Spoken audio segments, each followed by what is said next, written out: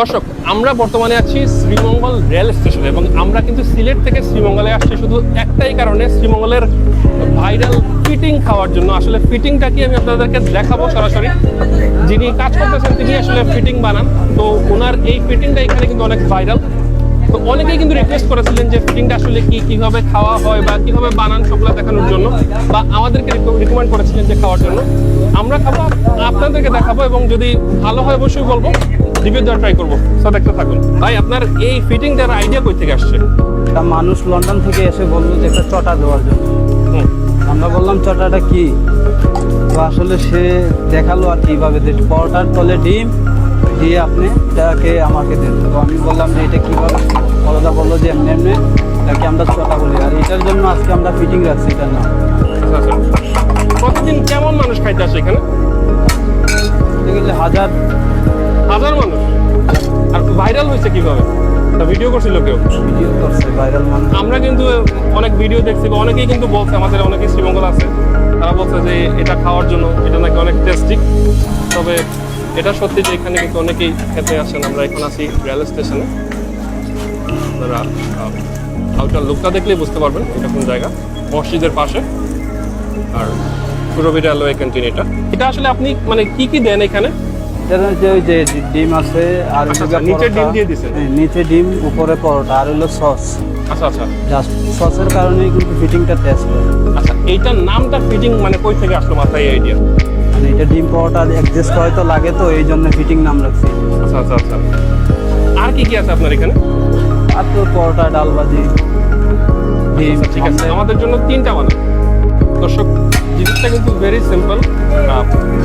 পরোটার নিচে এভাবে ডিম ভাজি আসলে দেওয়া হয়, বাট একসাথে আলাদা আলাদা না, এবং উপরে সস দিয়ে আসলে সুন্দর করে ডেকোরেট করে দেওয়া হয়।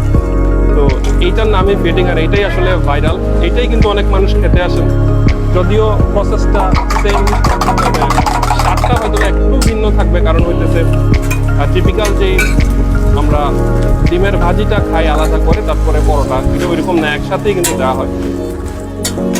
আমরা কাছ থেকে দেখানোর চেষ্টা করছি।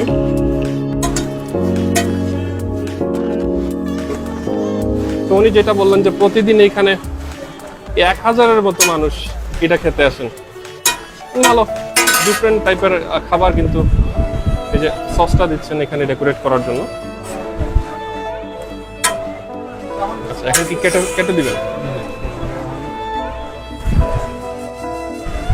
বাহ। আচ্ছা, কত করে সেল দিতেছেন একটা? 35 টাকা। 35 টাকা করে না? এমনি যদি আপনি মনে করেন ডিম পরোটার হিসাব করেন, ডিম 25 আর পরোটা 10, 35 টাকা। এই হিসাবে দাম তেমন বেশি না। এখানে আবার সস টস দেওয়া হয়।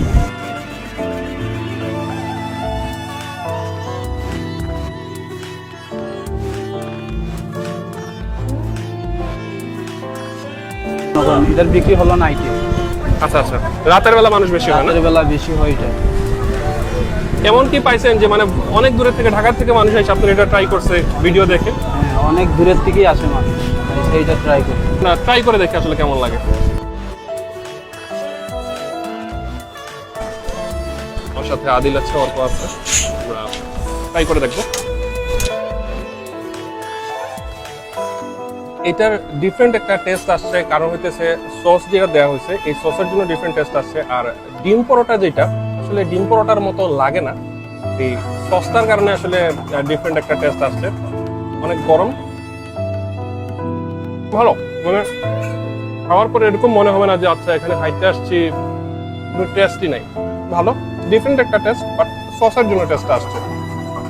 ফিটিংটা অনেক ভাইরাল, এখানে মানুষ অনেক দূর দূরান্ত থেকে খেতে আসে।